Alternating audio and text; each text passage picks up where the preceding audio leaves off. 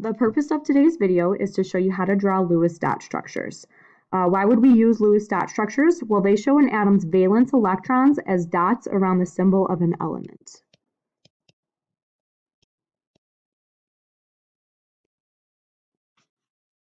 This is important because it helps us account for the electrons participating in a chemical bond between elements.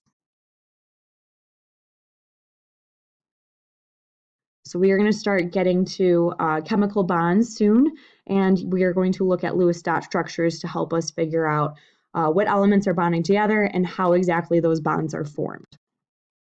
So how would we draw a Lewis dot structure? Well, first we would find the element on the periodic table.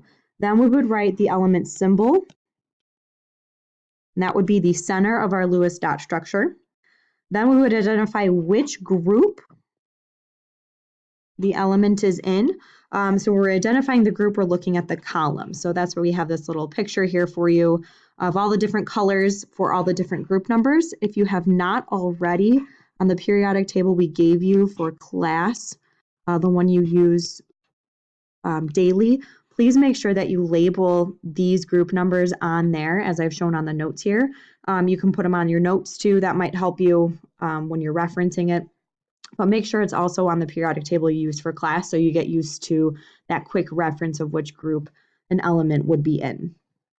It's also important to note that each element in a group has the same number of valence electrons. This is a trend that we saw in the Bohr models that we already learned. So we are looking at elements in group 1. They all have 1 valence electron. Elements in group 2 all have 2 valence electrons. Elements in group 3 have 3 valence electrons, and so on. The only exception to this rule that we find in these 8 groups is helium. Helium only has 2 total electrons, so it cannot have 8 valence electrons in its valence shell. It is the one exception to this rule. Keep that in mind, maybe put a star by it so that you know that is the one that would not be associated with the group number that it's in. It still belongs in group 8 because it has a full shell of valence electrons. It's just not having 8 valence electrons because it only has that first energy level. So getting back to how we would draw Lewis dot structures, once you figure out what group number it's in, you would draw that many dots as valence electrons in a counterclockwise pattern around the symbol. So you're drawing valence electrons only. And then once you've drawn them, you would double check to make sure that your number of dots matches your group number. So just double check quickly and verify that the number of dots you've drawn is the group number that your element is in. So we're going to do a few examples together. We're going to start with carbon.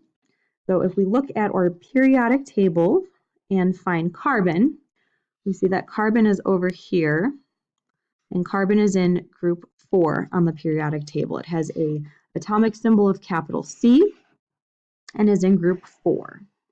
So when we go to draw our Lewis dot structure, we are going to draw that capital C. And then we are going to draw that it has 4 valence electrons. So we're going to start with 1 and we're going to spread them out around carbon. So we have 4 valence electrons. So just double check in your mind that you have 4 dots. Double check and look at your periodic table and verify that it's in the 4th group. Verify that you have the correct atomic symbol, and then you should be good to go with your Lewis dot structure. That's all you're doing. We're going to do calcium together next. So if we look at calcium on our periodic table, we see that calcium is over here. It has an atomic symbol of capital C lowercase a, and it is also in group 2.